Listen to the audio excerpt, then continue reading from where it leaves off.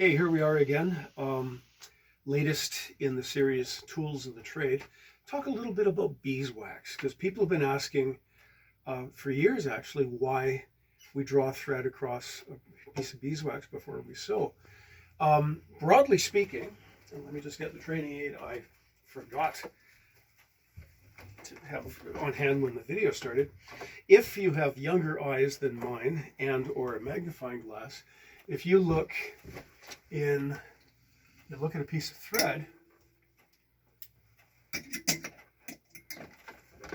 it's made like this. It's cable laid like a piece of rope.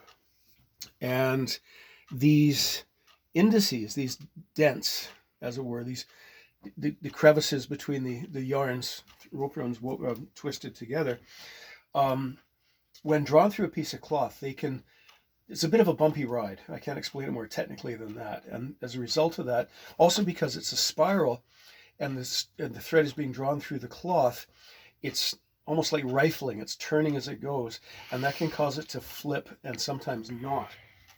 But if we take if we draw it across a piece of beeswax, what we're doing is we're filling those indentations so that the thread is less likely to snarl, right? So what I've got is, now my hands are dry and clean. Now I'm going to draw it across this piece of beeswax, and I don't want to do it too quickly, because if I do, because this is, as you see, it's got quite a few cuts through it because I've been using it for a while. I'll draw it through. Of course, I've dropped it. Draw it across the beeswax, and then see in many old tailoring books, they'll recommend placing the thread between two pieces of paper and ironing it so that the wax melts and enters the thread.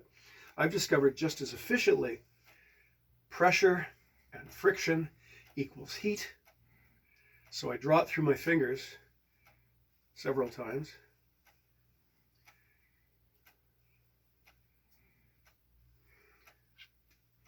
Now my fingers are there's wax buildup on my fingers, which tells me that I can actually feel the wax in my fingers, that I've heated the wax sufficiently that I believe it's at least partly entered into the thread, and it makes a tremendous difference. Now, what I do, because I'm using beeswax all the time, you can see how this is quite scarred from drawing the thread across. I'll use one of these until, through a moment's intention and pulling the thread too fast, the thread breaks off in the wax. And then what I do is, you can see, I just lay it to one side and pull out a fresh piece, because I started with, I don't know, a couple of pounds of beeswax maybe, and I melted it in a double boiler and then put it in these silicone rubber cube tray, and just popped them out and stacked them in the box here. So as the moment these things get a little too cut up, I just put them to one side for recycling. I pull a fresh one out and I work on that one. So I'm thinking maybe I get 2 or 3 more of these things. I'll pause for an hour or two, melt these and recast them. So they're almost well, I won't say limitlessly recycle, but I can, this will easily do me the rest of my life, I think.